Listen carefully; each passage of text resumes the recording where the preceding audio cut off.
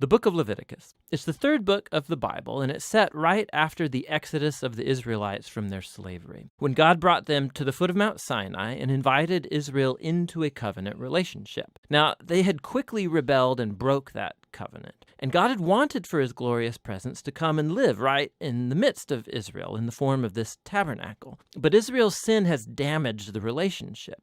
So, at the end of the previous book, Exodus, Moses, as Israel's representative, could not even enter God's presence in the tent. The book of Leviticus opens by reminding us of this fundamental problem. It says, "The Lord called to Moses from the tent." So the question is, how can Israel, in their sin and selfishness, be reconciled to this holy God?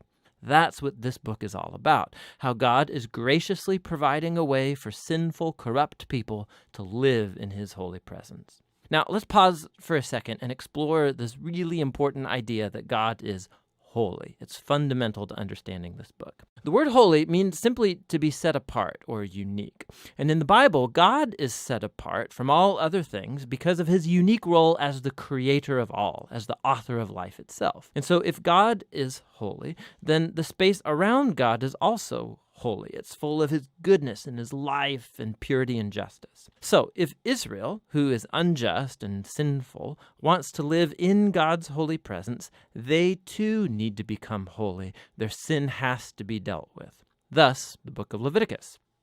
Now, the book has a really amazing symmetrical design. It explores the three main ways that God helps Israel to live in his presence. The outer sections are descriptions of the rituals Israel was to practice in God's holy presence. The next inner sections focus on the role of Israel's priests as mediators between God and Israel.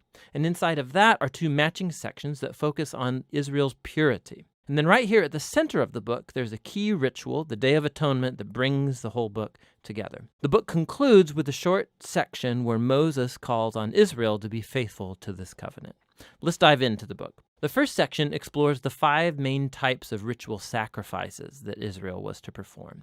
2 of these were ways that an Israelite could say thank you to God by offering back to God these symbolic tokens of what God has first given them. 3 other sacrifices were different ways of saying sorry to God. So here an Israelite would offer up the lifeblood of an animal while confessing that their sin has created more evil and death in God's good world. But instead of destroying this person, God, of course, wants to forgive them. And so this animal symbolically dies in their place and atones, which means it covers for their sin. And so through these rituals, the Israelites were constantly being reminded of God's grace, but also of his justice and of the seriousness of their evil and its consequences. The second set of rituals lays out the 7 annual feasts of Israel.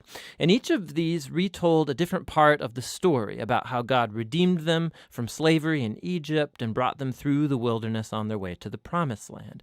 And by celebrating these feasts regularly, Israel would remember who they were and who God was to them. Now, the sections about Israel's priests, you have Aaron and his sons first ordained to enter into God's presence on behalf of Israel. And then in this matching section, we find the qualifications for being a priest. The priests were called to the highest level of moral integrity and ritual holiness because they represented the people before God, but then also represented God to the people.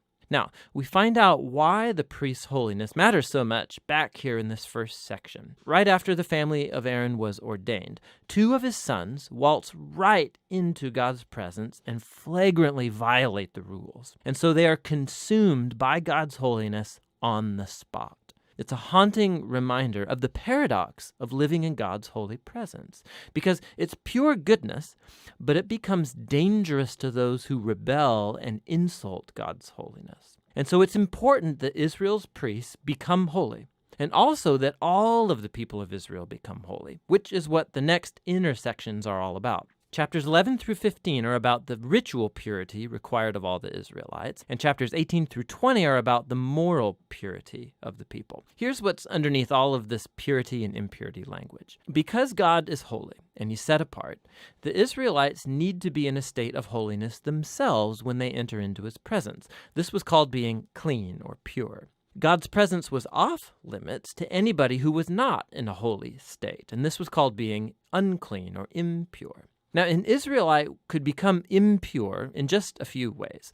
by contact with reproductive body fluids, by having a skin disease, by touching mold or fungus, or by touching a dead body. Now, for the Israelites, all of these were associated with mortality, with the loss of life, which gets us to the core symbol of all these ideas. You become impure when you're contaminated by touching death, so to speak.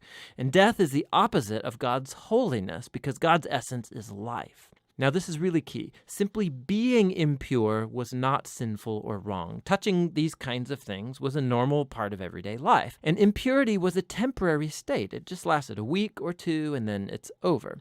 What was wrong or sinful was to waltz into God's presence carrying these symbols of death and impurity on my body. Don't do that. Now, the last way of becoming impure was by eating certain animals, and the kosher food laws are found right here in this section. Now, there have been lots of theories about why certain animals were considered impure and off limits. To promote hygiene or to avoid cultural taboos, the text just isn't explicit. But the basic point of all of these chapters is really clear. Altogether, these work as an elaborate set of cultural symbols that reminds Israel that God's holiness was to affect all areas of their lives. This corresponding section over here is about Israel's moral purity. The Israelites were called to live differently than the Canaanites. They were to care for the poor instead of overlooking them.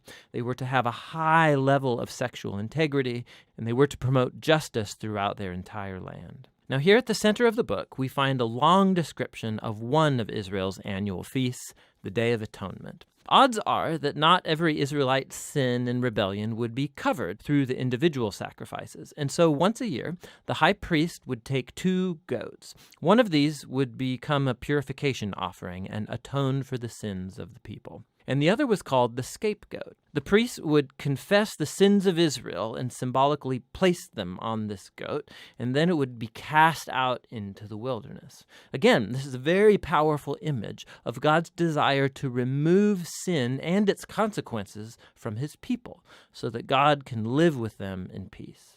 The book concludes with Moses calling Israel to be faithful to all of the terms of the covenant. And he describes the blessings of peace and abundance that will result if Israel obeys all of these laws. He also warns them that if they're unfaithful and dishonor God's holiness, it will result in disaster and ultimately exile from the land promised to Abraham. Now, if you want to see how Leviticus fits into the big storyline, it's helpful to look at the first sentence of the next book of the Bible, Numbers.